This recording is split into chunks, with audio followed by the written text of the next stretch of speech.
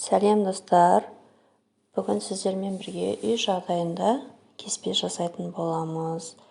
Кеспелеріңіз өте керемет болып шығады. Дүкеннің кеспесінен еш айырмашылығы болмайды. Сіздер де жасап көріңіздер. Менің каналыма тіркелмеген болсаңыздар, тіркеліп кетіңіздер. Алдағы уақыттарда көптеген жаңа рецептермен бөлісетін боламын.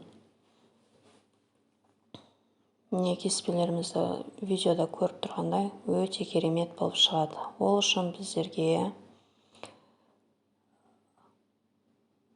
тұз, 2 жұмыртқа, ұн қажет болады.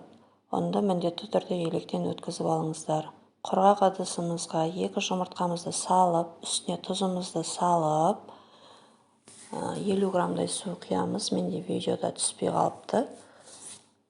Жұмыртқамыз бен тұзымызды араластырып болғаннан кейін 50 граммдай суымызды құйып, ұнымызды қажетінше салып, қамыр илейміз. Қамырымыз міндетті түрде қатты болуы керек. Егер жұмсақ болсаңыздар, қамырдың жайылуы да қиын болады, және кеспенің кесілуіне де қиындық соқтырады. Дайын болған қамырымызды пакетке 10-15 минутқа қалдырып қоямыз. 10-15 минуттан соң пакеттен қамырымызды алып, қайтарып басып қоямыз.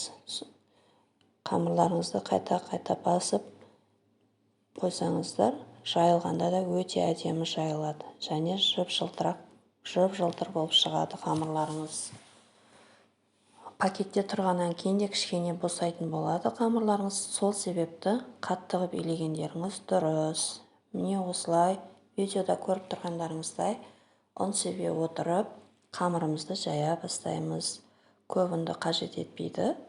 Аз-аздан сеуіп отырыңыздар. Қолдарыңызға әрі тақтайларыңызға жабысып қалмау үшін. Не осылай қамырларыңызды дөңгелетіп жайып аласыздар.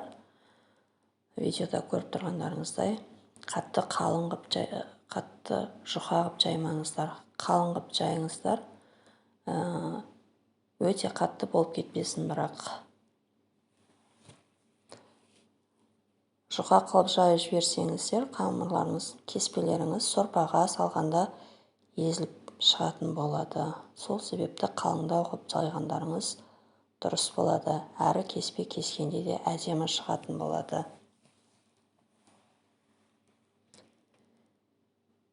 Не осылай кішкене ұн себе отырып, қамырларыңызды жайып аласыздар.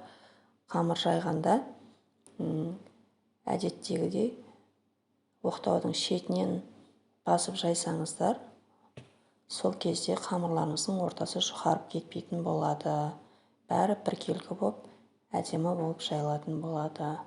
Не дайын болған қамырымызды 15 минутқа қалдырып, 20 минутқа қалдырып қойсаңыздар, кеспе кескенде өте әдемі болып кесілетін болады.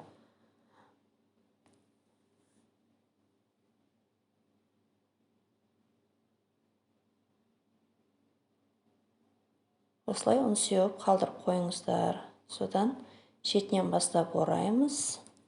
Өздеріңізге ыңғайлы қылып оқтауға да орап, ортасын кесіп, бешбармақтың тестасындай қылып кесіп, сосын майдалап кессеңіздер де болады. Мен енді осылай кесіп көрдім. Өйткені кеспелеріміз өте ұзын болып шығады. Солай ұнайды маған. Қолдарыңызды абайлаңыздар. Пышақтарыңыз өткір болуы тиіс. Қолдарыңызды абайлап кесіңіздер. Не осылай кеспелерімізді кесе береміз. Қалағандарыңызша бұдан да жіңішке қылып кессеңіздер де бола береді.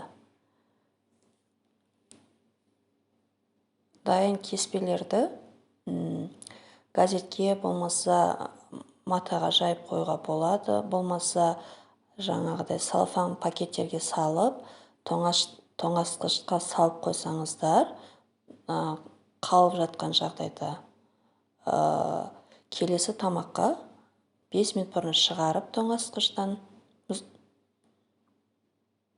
пайдалана берулеріңізге болады. Міне осындай ұп-ұзын болып әдемі кеспелеріміз дайын болды. Барлығын осылай кесіп шығамыз. Көп ұн қажет етпейді. Көріп тұрғандарыңыздай артық ұн жоқ.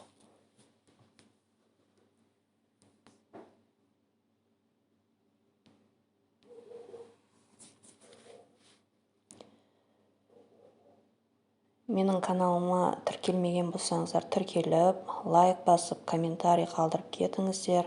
Ұнап жатса сіздер де жасап көріңіздер.